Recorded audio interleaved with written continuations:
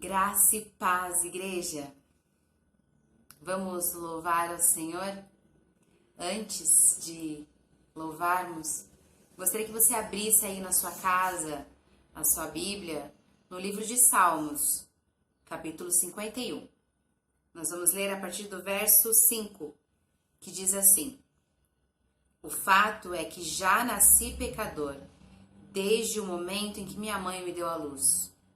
E a sua vontade é ver a verdade no coração do homem. Ensine-me a sua sabedoria no meu coração. Limpe-me e ficarei puro. Lave-me e ficarei mais branco do que a neve. Somos pobres, somos cegos, distantes do Senhor. Mas Ele deseja que sejamos sábios, limpos e puros de coração. Reina sobre mim, Senhor. Esse é o desejo do meu coração. Que você louve junto e adore o Senhor.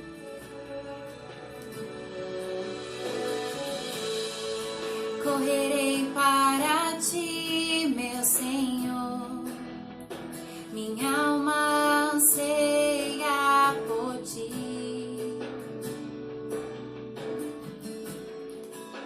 Sou pobre, cego e nu, nada tenho pra te oferecer.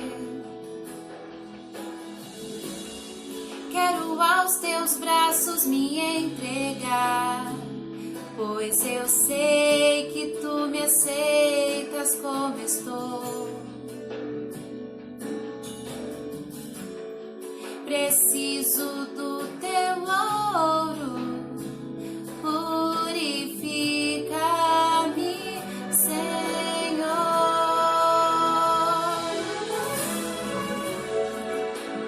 Reina sobre mim, eu me rendo a ti, eu me rendo a ti. Reina sobre mim, sou tua noiva, espero e anseio por ti. Corra para os braços do seu rei, em nome de Jesus. Correrei para ti, meu Senhor. Minha alma anseia por ti. Senhor, nós não somos nada, Pai. Sou pobre, cego e nu, nada tenho pra te oferecer. Mas eu quero me entregar, Senhor. Quero aos teus braços me entregar, pois eu sei que tu me aceitas como estou. Nos purifica, Senhor. Preciso do teu ouro, purifica-me, Senhor. Reina sobre mim, Jesus. Reina sobre mim, eu me rendo a ti, eu me rendo a ti. Reina sobre mim, sou tua noiva, espero e anseio por ti. Reina sobre mim, eu me rendo a ti, eu me rendo a ti. Reina sobre mim, sou tua noiva, espero e anseio por ti.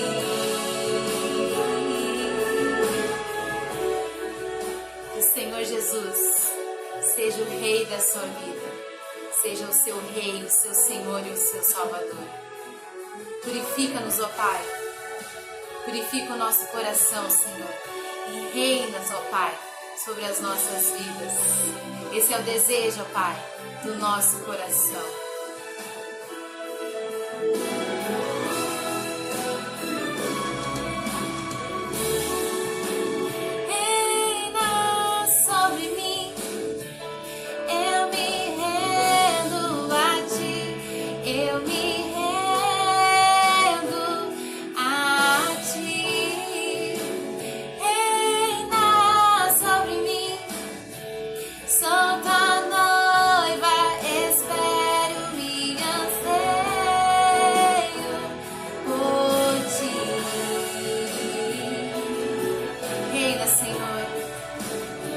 Sobre as nossas vidas, ó Pai.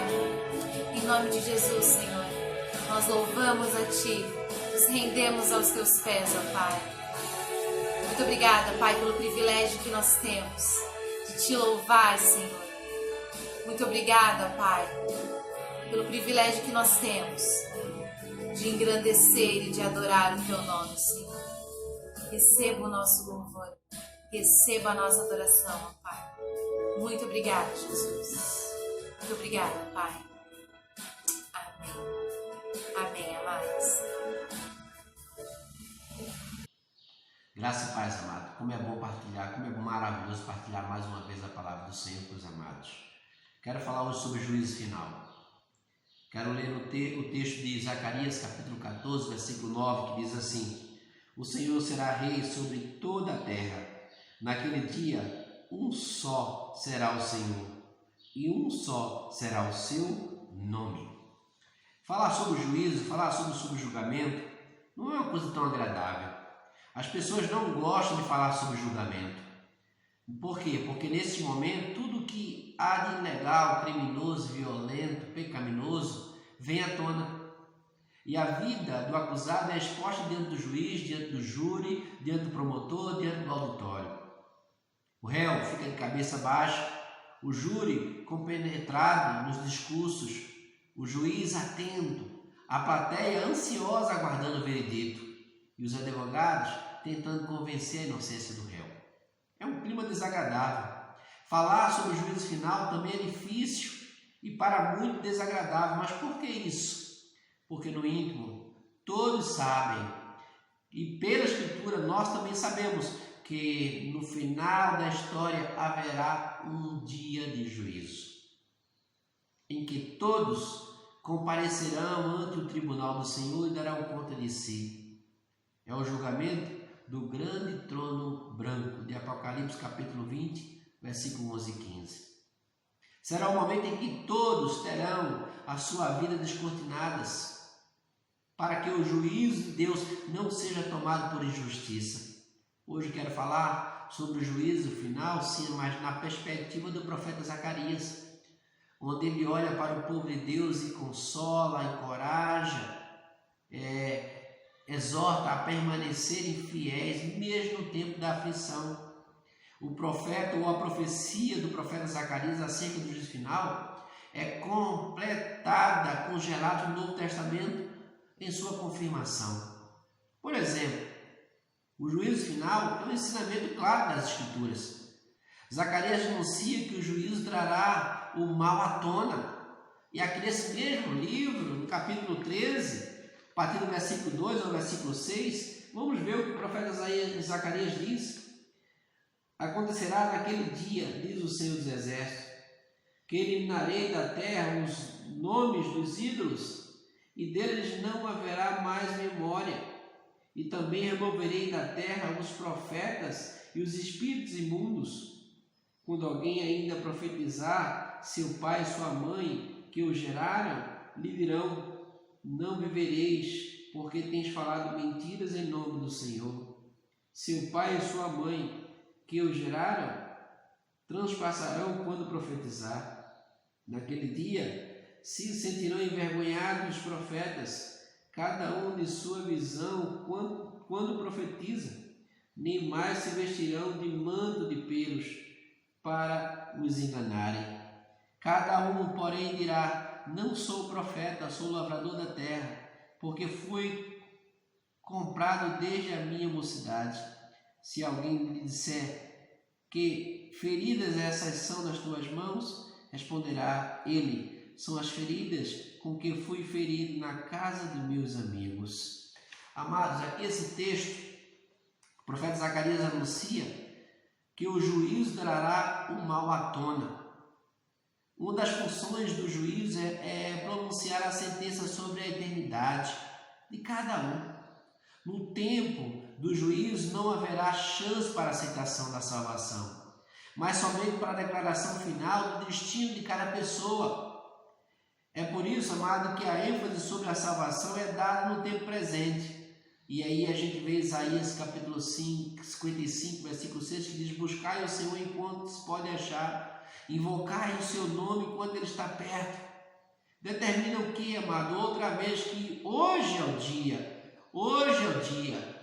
O salmista Davi ele também diz no Salmo 95, versículo 7 e 8, ele diz assim: olha, se ouvides a sua voz, não endureceis o vosso coração. Paulo fala isso em Hebreus 4, 7. As provas da condenação, da absolvição, são encontradas no presente, amados. Zacarias não poupa nem mesmo os próprios profetas ao seu tempo. Aliás, a palavra profeta nesse contexto tem a conotação de falso líder. Antes do exílio babilônico e durante o exílio, surgiram profetas que ensinavam ao povo a desobediência ao Senhor. Uma das faces do juízo é exatamente a punição sobre aqueles que usaram o nome do Senhor para reverter ou para perverter o povo, mesmo que tenha sido uma boa intenção. O principal erro dos falsos profetas aqui nesse texto era levar o povo a adorar ídolos, como diz o versículo 2.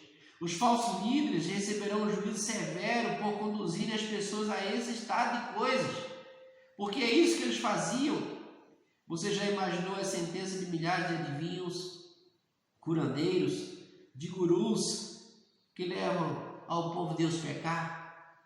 Pastores, bispos, apóstolos que querem ser adorados, líderes que te estão enganando, ambiciosos, egoístas, gananciosos, sem caráter, sem moral, sem amor. Você imaginou que esse texto é tão atual, onde Deus fala para o profeta Zacarias dizer que aqueles que profetizavam falsamente viriam à tona e pagariam um preço muito alto? Todos eles receberão uma retribuição justa dos seus pecados.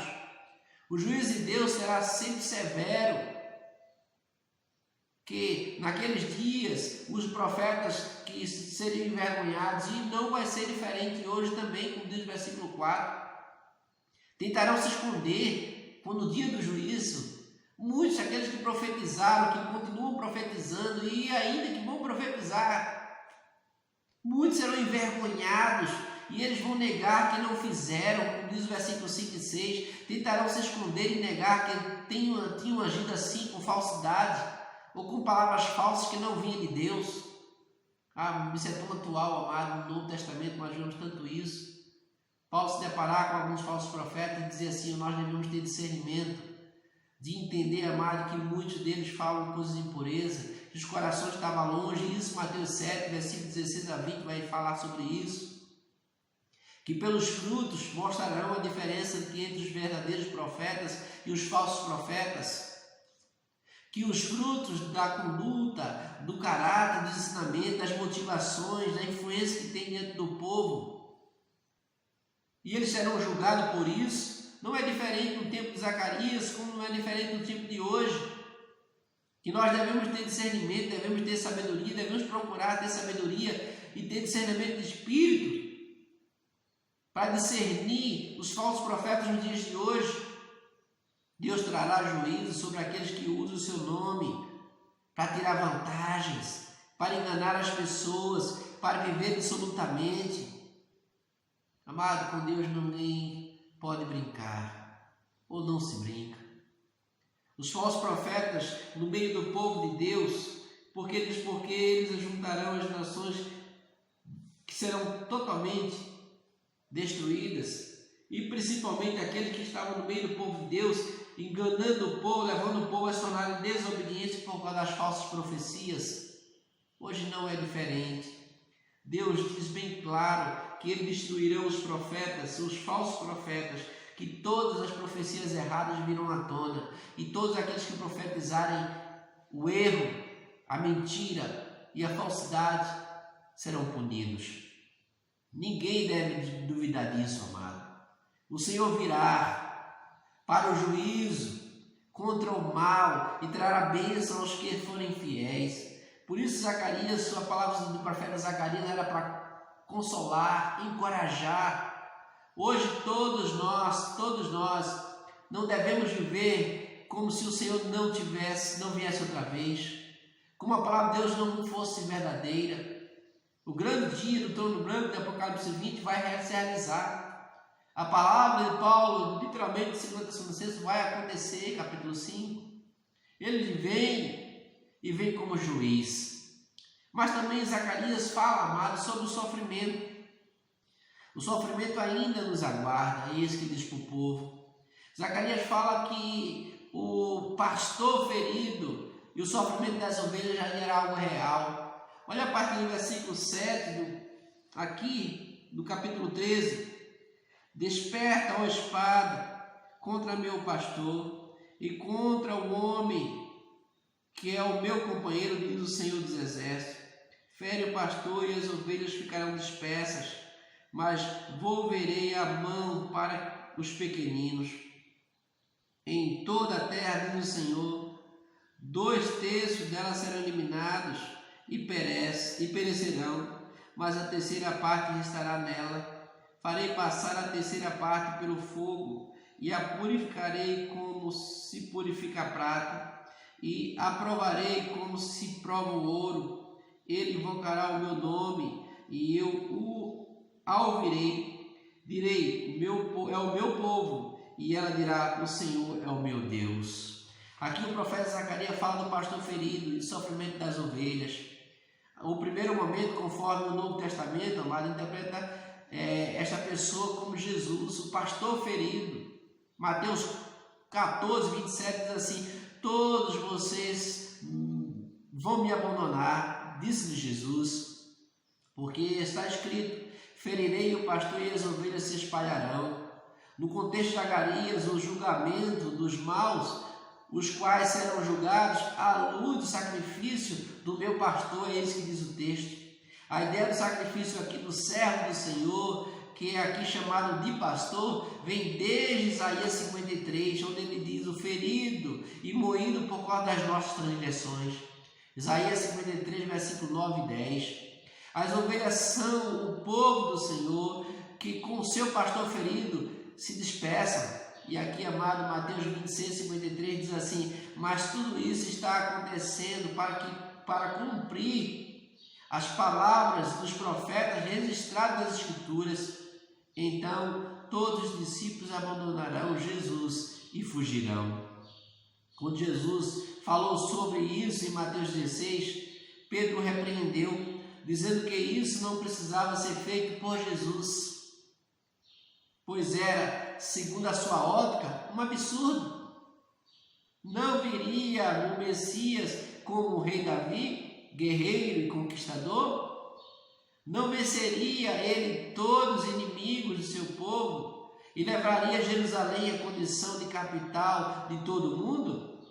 Jesus deixa claro que o seu destino era segundo o que fora predito pelos profetas. Isso inclui o sofrimento. Primeiro o sofrimento, depois viria a vitória pela ressurreição e a entronização. Jesus toma para si o título de pastor e ainda acrescenta: eu sou o bom pastor da sua vida pelas ovelhas, João 10, 11. Ele deu a sua vida, sendo ferido na cruz do Calvário. Os discípulos, como o pastor ferido, se escandalizaram, dispersaram, foram embora. Por isso a profecia de Zacarias, amada, é interpretada como segunda profecia acerca de Jesus.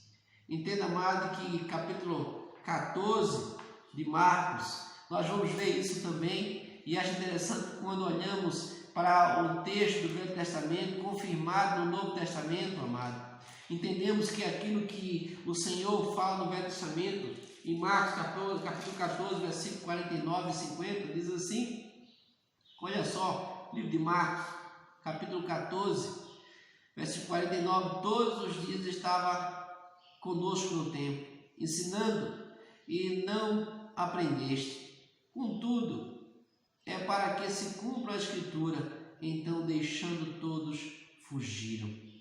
Todos aqueles que seguiram Jesus, no meio da aflição, começaram a fugir. Entendo, amado, que a profecia dos profetas Zacarias, trazendo juízo, e diz que o pastor seria ferido. E outro momento é o final da nossa era. Em Jesus já há uma separação da humanidade em duas partes. E só no final dos tempos é que isso será mostrado.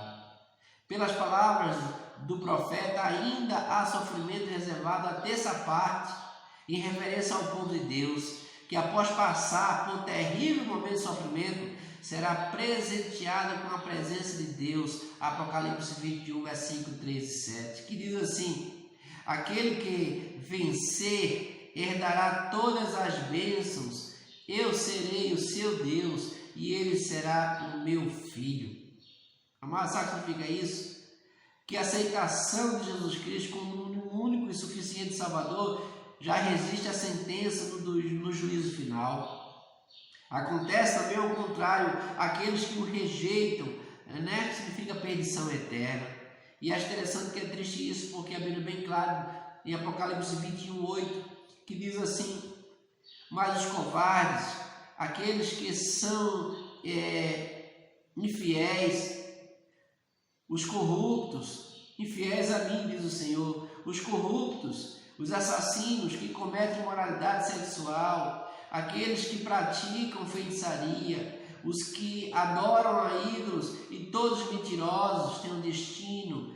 O seu destino é o lago de fogo que arde como enxofre, e esta é a segunda morte. Amados, o pastor que se refere a Zacarias é a pessoa do Messias, é a pessoa de Jesus. Primeiro ponto, o Senhor diz que todos os pecados, todos aqueles que profetizam, todos aqueles que levam o povo de Deus a pecar, a errar, a ser enganado, todos os erros virão à tona. Segundo, o Senhor disse que era necessário o pastor sofrer, ser ferido. E esse pastor Zacarias dá referência a Jesus Cristo. A igreja do Senhor não deve esperar a comodidade desse tempo. Ela deve fazer a sua parte da missão de proclamar o Evangelho de Jesus. E suporta com parceiro os sofrimentos que vêm por aí ainda.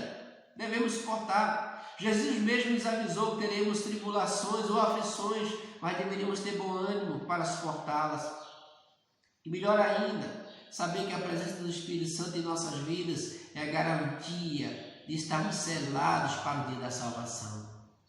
O pastor Zacarias seria ferido, e o pastor veio e foi ferido. Muitos abandonaram, muitos não continuaram com esse pastor.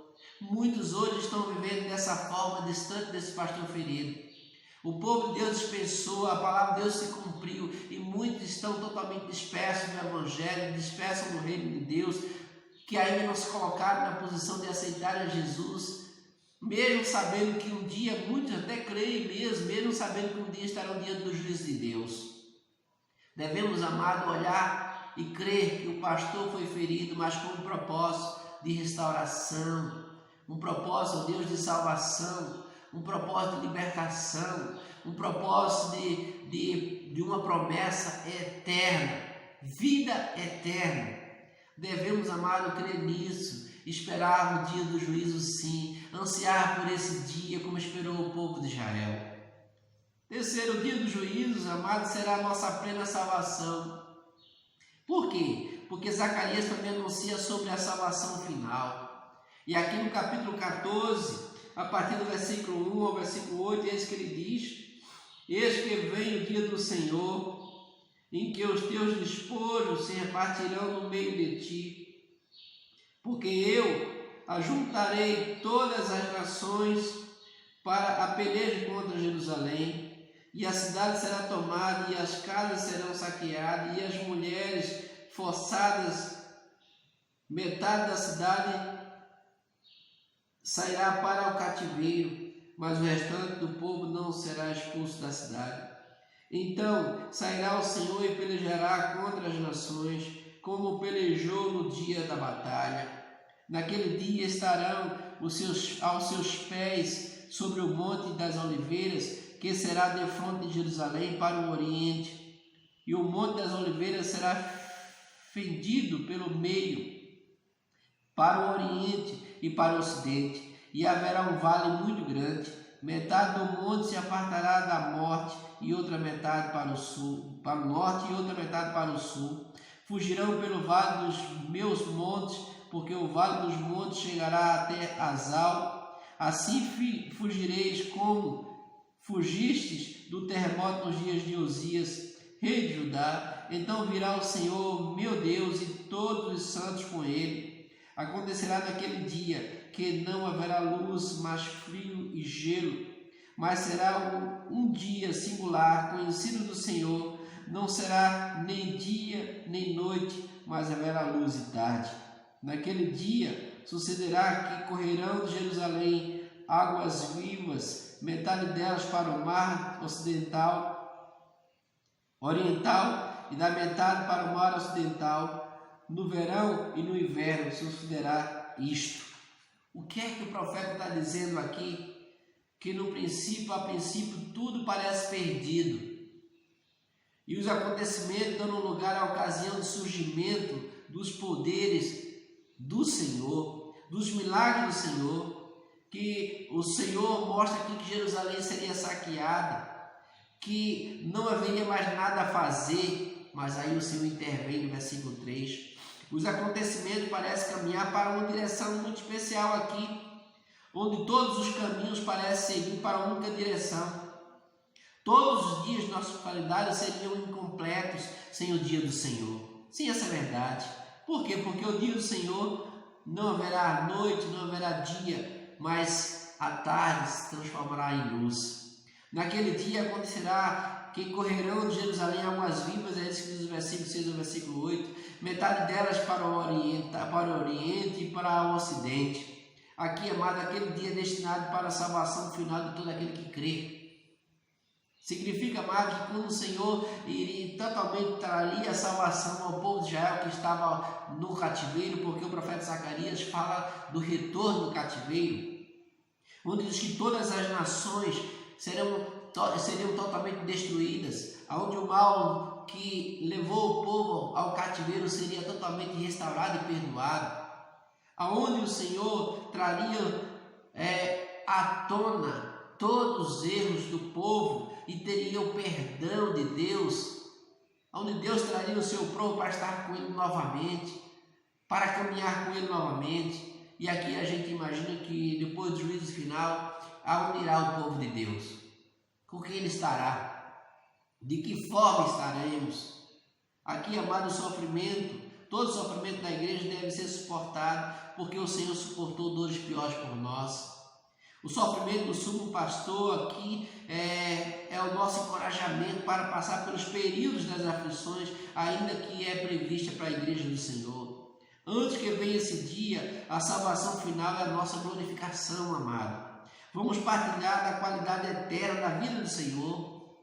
Já participamos desde agora, através da nossa fé em Jesus Cristo, porque olha, João capítulo 4, versículo 10 a 14 diz assim: Jesus disse, quem nele crê e beber da água que ele der, será a fonte de água que jorra para a vida eterna.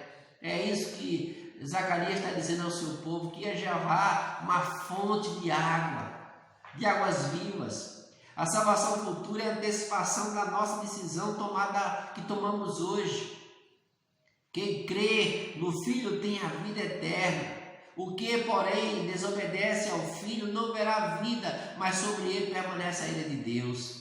Deus está dizendo, amado, que Ele nos dá a oportunidade, que aquilo que foi proferido pelo profeta Zacarias é confirmado no Novo Testamento, E essa confirmação afirma para o futuro, para um juízo, porque Deus amou o seu Filho. Deus amou tanto o seu Filho amado que o doou, nos deu. Mas Deus também amou você ao mundo. Por isso Ele doou o seu Filho para que seu Filho não viesse julgar o mundo, mas viesse salvar. E quando a gente olha João 3, 17, 18, a gente imagina assim, Jesus não veio fazer o julgamento, realizar o julgamento. Jesus veio para nos salvar.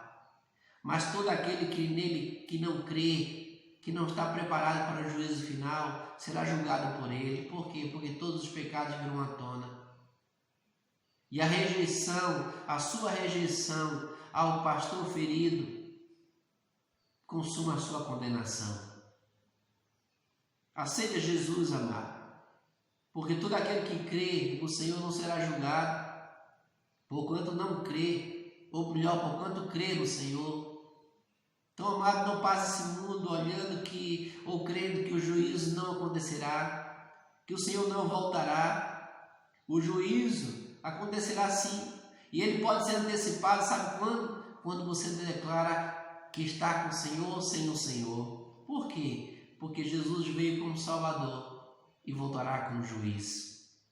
A nossa declaração, amado, vale muito hoje. A nossa entrega ao Senhor consuma a nossa eternidade. Quando o Senhor voltar, experimentaremos completamente, através da sua volta, a salvação, a qual nos trará a libertação de todas as limitações de dores, de separação, da morte, do pecado, do mal. O Senhor nos livrará de tudo isso. Viveremos a vida eterna. Isso significa, amado, viver a qualidade de vida do Senhor. É viver o padrão da vida escolhida por Deus para nós. É conquistar o potencial do que é a vida eterna. Amados, você pode decidir hoje entre a salvação ou a condenação eterna. Jesus já veio como Salvador, mas Ele voltará como juiz. Qual é a sua decisão? Qual é a sua escolha? O Senhor ainda continua dando chance. Ele te convida a estar com Ele na eternidade. O Senhor proferiu o dia do juízo. E o dia do juízo, no livro de Zacarias, está olhando para frente. Zacarias estava anunciando aquilo que ia acontecer com o povo de Israel, o povo de Deus. Mas ao mesmo tempo profere para o dia de hoje. Essa profecia vale no dia de hoje, porque hoje aqueles que estão vivendo enganados e enganando, todos os seus erros, todos os seus pecados virão à tona. O pastor já foi ferido, não precisa ser ferido mais, mas a igreja do Senhor ainda passa aflições e passará ainda. Mas todos aqueles que estiverem firmes com o Senhor, tendo o único Senhor, Jesus como Senhor, passará o dia do juízo e não para a condenação, mas para a veredito de salvação eterna.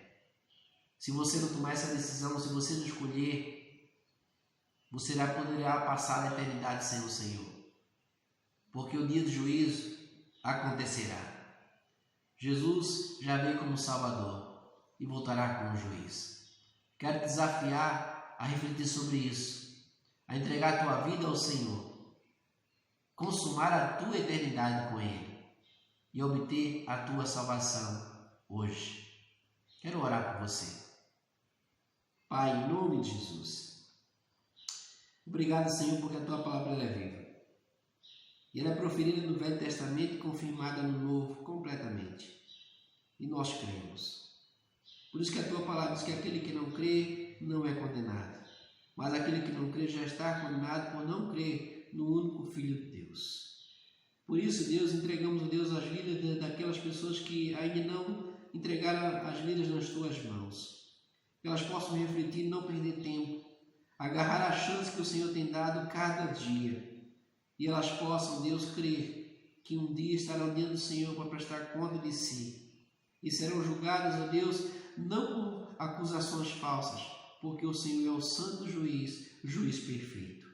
Mas também quero motivar a tua igreja a buscar o Senhor cada dia, a pagar o preço de ser contrário às vontades desse mundo, contrário de uma vida pecaminosa, mas uma vida de santidade uma vida que busca a tua vontade, uma vida que confirma a salvação do Senhor. Deus, muito obrigado pela tua graça e misericórdia. Entregamos nas tuas mãos essas vidas e rogamos, sim, o cuidado do Senhor diário.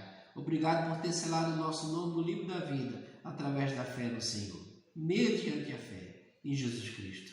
Nós oramos, nós te agradecemos, Deus, em nome de Jesus. Amém. Amém, amados. Que Deus os abençoe, em nome de Jesus.